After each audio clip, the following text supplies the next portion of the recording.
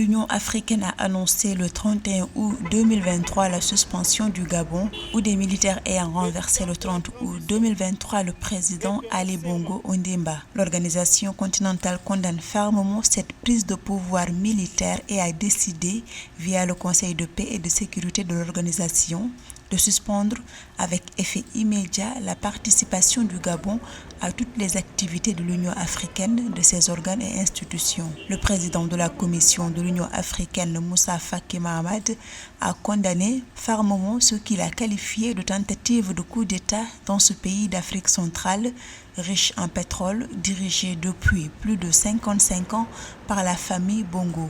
Moussa Faki Mahamat a également demandé à l'armée et aux forces de sécurité gabonaises de garantir l'intégrité physique d'Ali Bongo Ondimba, qui reste jusqu'à présent en résidence surveillée.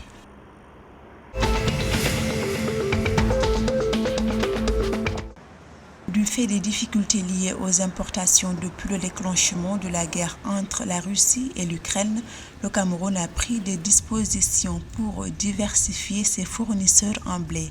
Pour sortir de cette dépendance, l'Institut de recherche agricole a mis en place dans les localités de Wakwa, Mbangboum et Wassand, dans la région de l'Adamaoua, des champs semenciers sur une superficie de 50 hectares.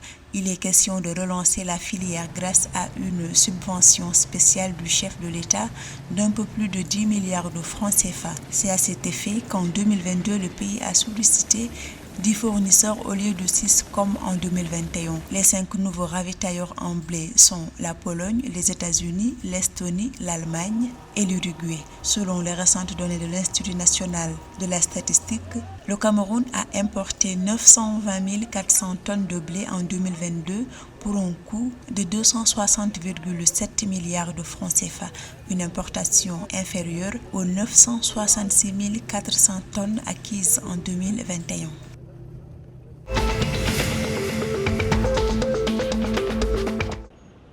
La brève cérémonie de signature d'un protocole d'accord visant à établir un cadre de coopération pour la mise en place d'un système national de réserve de céréales a marqué le 1er septembre 2023 le coup d'envoi des travaux.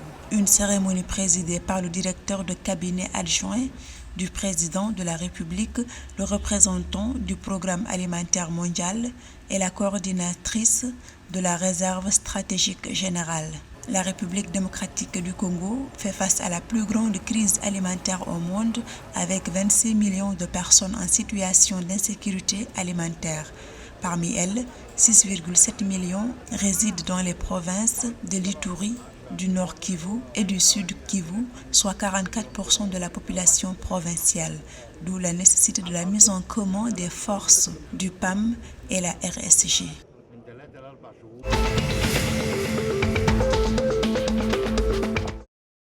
Le président de transition du Tchad, Mahamat Idriss Déby, à travers le décret signé le 31 août 2023, a décidé de libéraliser la gestion du pèlerinage Hajj et Umrah. Le président de transition confie la responsabilité au ministère de la décentralisation et de la bonne gouvernance de définir les autres modalités relatives à la gestion du Hajj et Umrah. Le Hajj, pilier obligatoire de l'islam pour tous les croyants en bonne santé et en capacité financière de le faire, a pendant des années au Tchad été une activité lourde pour les pèlerins, chose que l'État œuvre à améliorer.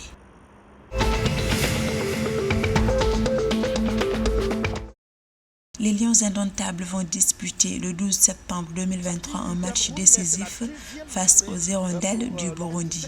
C'est dans le cadre de la 4e et dernière journée de la poule C des éliminatoires pour la CAN Coupe d'Afrique des Nations 2023. Cette rencontre entre les quintuples champions d'Afrique et un adversaire inconnu au bataillon aurait été considérée comme une simple formalité, mais elle nécessite tout de même une réelle préparation. L'enjeu est grand.